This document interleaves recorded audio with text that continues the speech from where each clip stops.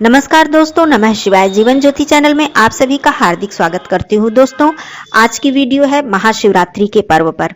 आज की वीडियो में बहुत ही खास बात, बहुत ही महत्वपूर्ण बात आप लोग जानेंगे।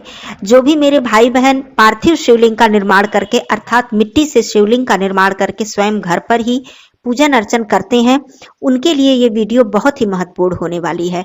दोस्तों, पार्थिव शिवलिंग का निर्माण करके पूजन अर्चन करने से हमें अनंत गुना पुण्य फल की प्राप्ति होती है। यहाँ तक कि हम किसी शिवालय में जाकर जब हम पूजन अर्चन करते हैं, उससे भी अधिक पुण्य हमें मिलता है स्वयं घर पर पार्थिव शिवलिंग का निर्माण करके महाशिवरात्रि का पूजन करने से। या फिर किसी भी समय हम पार्थिव शिवलिंग का निर्माण करके भगवान भोलेनाथ जी की पूजा अर्चना करते हैं, तो इसका हमें बहुत अत्यधिक पुण्य फल प्राप्त होता है। तो दोस्तों, आज की वीडियो में आप लोग जानेंगे कि पार्थिव शिवलिंग का निर्माण करने की विधि क्या है, मिट्टी को लाने से लेकर विसर्जन तक के संपूर्ण नियम क्या हैं, इसकी विधि है, इसका नियम है। आप यदि इस नियम से पार्थिव शिवलिंग का निर्माण नहीं करते हैं, इस नियम से यदि आप पार्थिव शिवलिंग की पूजा या विसर्जन नहीं करते हैं, तो आपको पार्थिव शिवलिंग के पूजन का कोई भी पुण्य फल प्राप्त नहीं होता है। और विशेष ध्यान आपको रखना होता है कि हमसे किसी भी प्रकार की गलती न होने पाए पार्थिव शिवलिंग के निर्माण में या फिर पूजन में या फिर विसर्जन में। सारे नियम है, सारी विधि है, क्या क्या विधि है, कैसे आपको करना है, शुरू से लेके अंत तक आप सारी बातों को जानेंगे। तो जो भी मेरे भाई बहन पार्थिव शिवलिंग का निर्माण करना चाहते हैं या फिर कभी भी करना चाहते हैं, तो उन्हें इन सब बातों की जानकारी अवश्य होनी चाहिए। पूरी बातों को समझिएगा, वीडियो में अंत तक बने रहिएगा। चैनल पे पहली बार हैं तो आप लोगों से निवेदन है कि मेरे चैनल को सब्सक्राइब कीजिएगा।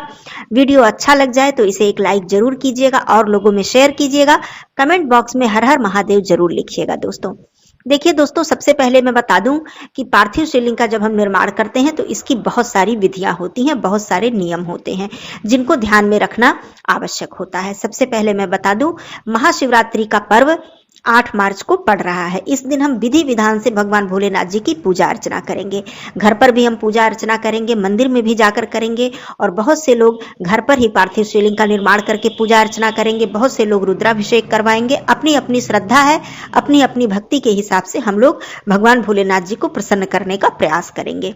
आइए आज पार्थिव शिवलिंग की संपूर्ण जानकारी आपको मैं देती हूँ। सबसे पहली बात तो पार्थिव शिवलिंग के निर्माण के लिए आपको स्वच्छ स्थान से मिट्टी लानी होती है। स्वच्छ स्थान का मतलब किसी पवित्र नदी या सरोवर या फिर किसी तीर्थ स्थल से जाकर आप मिट्टी यदि लाते हैं या फिर कभी भी आप गए हैं वहां से आप मिट्टी लेकर आए हैं, तो ये बहुत ही उत्तम होता है। आपको नहीं ऐसी कोई जगह मिल रही है तो आप सीधे पीपल के वृक्ष के जड़ से आप मिट्टी ले सकते हैं। सबसे पवित्र, सबसे उत्तम स्थान है वो।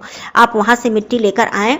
जब आप मिट्टी लेकर अपने घर आए, तभी यदि आप इस निमित्त ला रहे हैं मिट्टी, इसी प्रयोजन से मिट्टी ला रहे हैं कि मुझे इस मिट्टी से शिवलिंग का निर्माण करना है, तो उस मिट्टी को सबसे पहले घर में लाने के बाद आप उसमें स्वच्छ जल का छिड़काव करें। स्वच्छ जल मतलब आप स्वच्छ जल, ताजा जल लें, उसमें आप थोड़ा सा गंगा जल डाल लें या फिर थोड़ा सा इत्र डाल लें। आपके पास नहीं है इत्र तो थोड़ा सा आप कच्चा दूध डाल लें, अर्थात उस मिट्टी का पवित्रीकरण कर दें। आपने अपने घर में आप जब मिट्टी लाएं तभी आप उस मिट्टी का पवित्रीकरण करके उस मिट्टी को रख दें, भले ही आप बाद में शिवलिंग का निर्माण करें। अब बात आती है शिवलिंग का निर्माण करने के समय हमें किन किन बातों का ध्यान रखना होता है।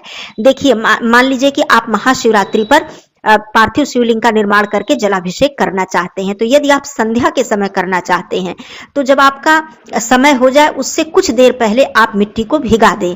लगभग आधे घंटे पहले आप मिट्टी को भिगा दें। और यदि आप सुबह निर्माण करना चाहते हैं तो आप सुबह आधे घंटे पहले भिगा दें जब आपको पूजा करनी है। मैं ये बात क्यों कह रही हूं, क्योंकि जब भी आप पार्थिव शिवलिंग का निर्माण करेंगे तो शिवलिंग का निर्माण करने के बाद उसे रखना नहीं होता है। निर्माण करके आपको तुरंत पूजन अर्चन करना होता है। ये भी नियम है पार्थिव शिवलिंग के निर्माण का। इसलिए मैं बता रही हूँ कि इसको आधा घंटे पहले भिगा दें। उसके बाद आप अपनी पूजा की सभी तैयारियां कर लें, मतलब जो भी सामग्री है आप थाल में रख लें।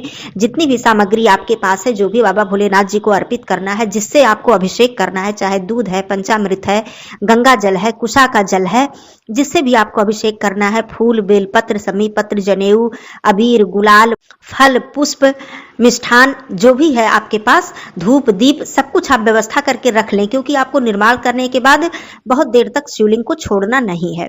अब बात आती है कि निर्माण करने की। जब आपकी पूजा का समय हो जाए, चाहे वो संध्या का समय हो, क्योंकि 4 प्रहर की पूजा होती है महाशिवरात्रि पर, तो आपको जब भी अभिषेक करना है उससे पहले आप स्वच्छ हो जाएं, स्वच्छ वस्त्र धारण करें, आसन लगाकर बैठे, जिस स्थान पर आपको पूजन अर्चन करना है उस जगह को आप स्वच्छ कर लें।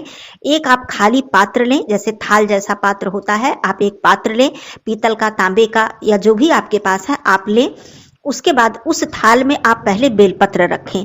शिवलिंग को आसन देने के लिए आधार उनका आप बेलपत्र रखें। ऐसे ही आप खाली पात्र में शिवलिंग का निर्माण नहीं कर सकते हैं। अब जब आपने मिट्टी भिगा दी, थोड़ी सी मिट्टी थोड़ी भीग गई है, गल गई है। दोस्तों, मिट्टी को भिगाने से पहले मैं एक बात बताना भूल गई, मिट्टी को भिगाने से पहले आप मिट्टी को देख लेंगे, थोड़ा छान लेंगे, जैसे कि उसमें कंकड़ पत्थर कोई ऐसी वस्तु उसमें न रहे। मिट्टी बिल्कुल स्वच्छ हो, साफ हो, तभी आपका शिवलिंग अच्छे से बन पाएगा, टूटने का डर नहीं रहेगा। ये मैं पहले बताना भूल गई। तो आप मिट्टी को पहले देखकर छान लें अच्छे से, उसमें कुछ ऐसी वस्तु कोई ना रह जाए। अब आपने मिट्टी को भिगा ली, अब आप बैठ गए। उसके बाद उस मिट्टी में आप गंगा जल डालें, थोड़ा सा आप घी डालें, इत्र डालें, थोड़ा सा गुलाब जल है यदि तो गुलाब जल डालें। ये सारी सामग्री मिलाकर मिट्टी को पवित्र कर लें। पवित्र करने के बाद आप शिवलिंग का निर्माण करेंगे। और आपको इस बात का ध्यान देना है कि शिवलिंग का निर्माण करते समय आप मंत्र का उच्चारण करते रहेंगे। जैसे ऐसा नहीं कि आप शिवलिंग का निर्माण कर रहे हैं तो कोई आप छोटा कार्य नहीं कर रहे हैं, आप बहुत महान कार्य कर रहे हैं, बहुत ही उत्तम कार्य कर रहे हैं। ये कोई साधारण बात नहीं है कि साक्षात भोलेनाथ जी का हम लोग स्वरूप बना रहे हैं, शिवलिंग का निर्माण कर रहे हैं, तो आप मंत्र का उच्चारण करते हुए ध्यान इधर उधर आपका नहीं होना चाहिए। तो इस तरह से आप मिट्टी से निर्माण करेंगे। अब निर्माण करने का क्या नियम है? थाल में आपने बेलपत्र रख लिया। अब बेलपत्र रखने का भी एक नियम है। बेलपत्र की जो डंडी होती है, जो डंठल होता है, वो उत्तर दिशा की तरफ होना चाहिए। उत्तर दिशा के तरफ ही हमारी जलाधारी होती है, तो डंडी भी आपको उसी तरफ करना है। अब आप उस मिट्टी में घी जरूर रखें, घी जरूर मिलाएं और घी को हाथ में लगा लगा कर ही आप निर्माण करें। इससे क्या होगा कि शिवलिंग जो है वो एकदम चिकना होगा और जो भी चीजें आप अर्पित करेंगे वो सीधे नीचे गिरेगी और आपका शिवलिंग जो है वो खंडित नहीं होने पाएगा। क्योंकि इस बात का ध्यान रखना है कि निर्माण करने के बाद पूजन करते समय आपका शिवलिंग खंडित नहीं होना चाहिए, टूटना नहीं चाहिए। इससे महापाप लगता है, बहुत बड़ा दोष लगता है। तो इस बात के लिए हमें घी का प्रयोग करना चाहिए, मक्खन का प्रयोग करना चाहिए। तो ऐसा करते हुए आप शिवलिंग का निर्माण करें। सबसे पहले आपने बेलपत्र रखा, उसके बाद आप सबसे पहले शिवलिंग बनाएंगे। सबसे पहले आप जलाधारी नहीं बनाएंगे, आप शिवलिंग बनाएंगे, उसके बाद आप जलाधारी का निर्माण करेंगे। वैसे तो बहुत से लोग, बहुत से भाई बहन शिवलिंग का निर्माण करते हैं और फिर प्रतीकात्मक माता पार्वती जी, गणेश भगवान जी, नंदी जी, सभी लोगों का निर्माण करते हैं। लेकिन आप चाहें तो जो शिवलिंग और जलाधारी है, यही संपूर्ण शिव परिवार है। आपको अलग से कुछ भी निर्माण करने की जरूरत नहीं है। लेकिन आपकी इच्छा है, आपकी श्रद्धा है तो आप कर सकते हैं। लेकिन नियम यह है कि पहले शिवलिंग, उसके बाद जलाधारी। जलाधारी का जो दिशा है, जो मुख है, वो उत्तर की तरफ होगी। ये हो गया नियम। अब आपका शिवलिंग पूरी तरह से पूजन के लिए तैयार है। अब आपको देर नहीं करनी है। मैंने पहले ही बताया कि सामग्री की व्यवस्था आप कर लें, आसन लगाकर पहले ही बैठ जाएं, स्वयं को पवित्र कर लें। अब आप पूजन अर्चन कर सकते हैं। पूजा विधि की वीडियो मैंने दी है कि किस तरह से आपको अभिषेक कराना होता है, फिर आप शुद्ध जल से स्नान कराएं, फिर भगवान भोलेनाथ जी का श्रृंगार करें। देखिए, एक बात मैं बताना चाहती हूँ कि यदि आप दूध से अभिषेक कर रहे हैं तो कृपया आप पैकेट के दूध का प्रयोग बिल्कुल ना करें।